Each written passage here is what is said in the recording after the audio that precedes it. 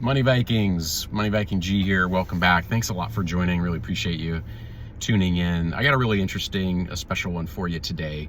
We got to talk about World War Bitcoin. And I'm not kidding.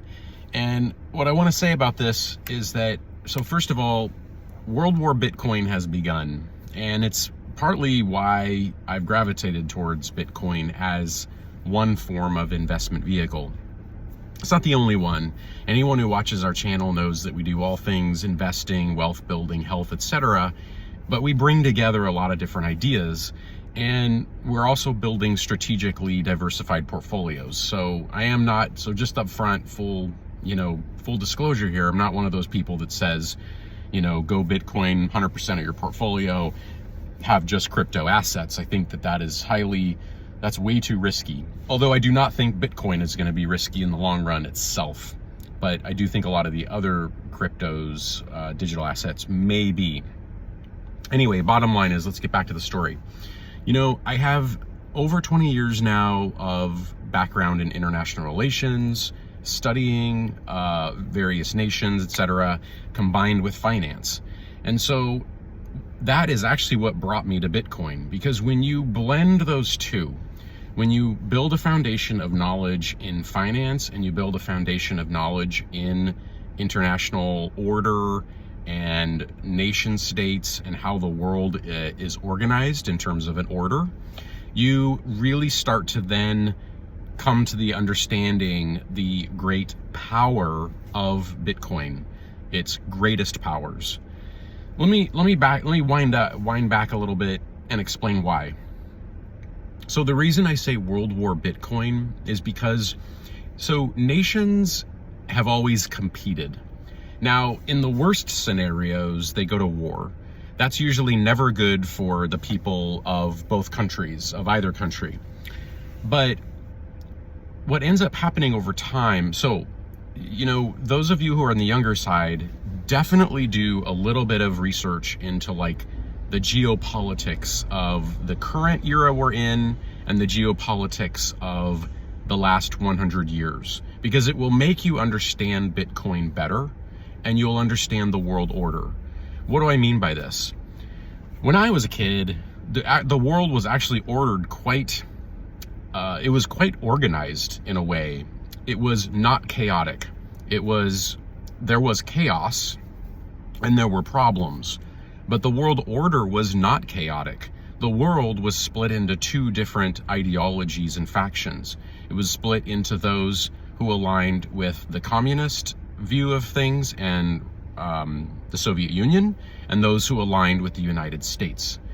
After World War II, the world was essentially, the industrialized modern world was essentially in ruins, with the exception of the United States.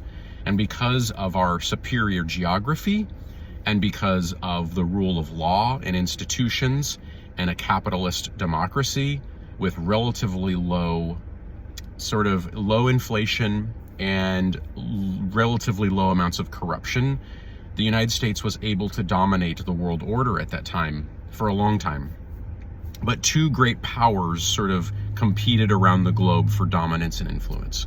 After 1991-92, that all sort of broke apart. You fast forward today, we have sort of a multipolar world where various large powers are pulling and pushing for influence. Whether they go to war is yet to be seen. It would be a tragedy if they did. It would be better if they figured out ways to not go to war and figured out ways to live more harmoniously. And that's why sometimes they call it a strategic competition. The countries are competing in a lot of ways, and the hope and the modern sort of view and design is that they compete without going to war. At least that's what a lot of people in the West, I think, believe or think. Now, there's other systems out there, there's dictators, there's random actors, and a lot could go wrong. But at the bottom line is this: countries, when they are competing, they compete for resources mainly, and land and control. And so part of that historically has been gold. So a lot of great nations will hoard and hold on to gold. And so what you're seeing now is Bitcoin emerging as digital gold and far superior to analog gold. And so what's happening over time is that this competition is going to start heating up.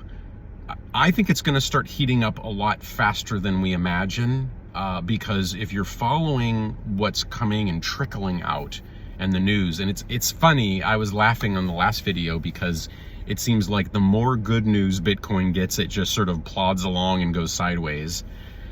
But that's bound to change at some point if good news continues. And it's bound to change at some sort of inflection point when the countries go into hyperdrive to compete for monopolizing this asset. And so we've had so much good news. You know, the strategic Bitcoin reserve has been established. The first 200,000 coins are in it. So that's a big part of it. But what's happening now behind the scenes, and actually not really so much behind the scenes, it's actually in a lot of ways quite transparent, is that the United States is moving to determine ways to add to the Bitcoin stockpile in budget neutral ways. So we don't want to end up taxing people and taking tax dollars putting in Bitcoin. But there's lots of ideas on the table that are budget neutral. It's maybe cutting a program here and putting the money into Bitcoin, selling some of the gold in the strategic reserve and putting into Bitcoin. And a lot of these I think can be really good ideas. I especially like the gold one because in a lot of ways, you know, I've always had sort of a love-hate relationship with gold.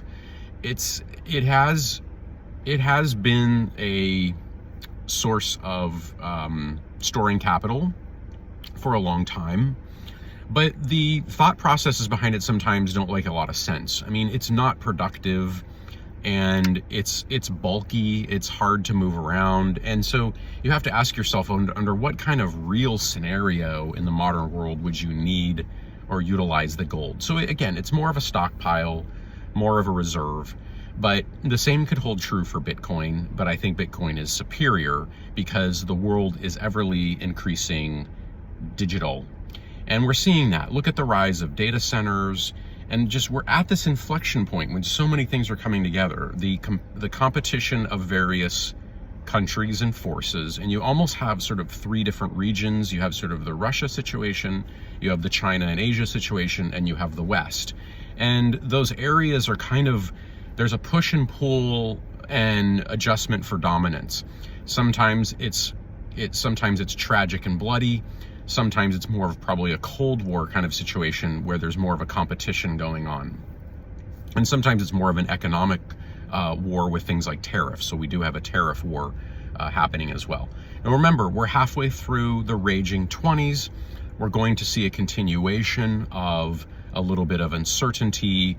Things might be a little bumpy around the world, of course. But again, we have to continue with strategic portfolio design. I think that's the sort of the best way out of this in my view, from what I can tell. So anyway, look into it. I'm going to call it World War Bitcoin, and I think it has begun. And do your own research. I think you'll see what I'm talking about. So thanks for watching, and take care. Thanks for liking and subscribing, all that great stuff. Bye.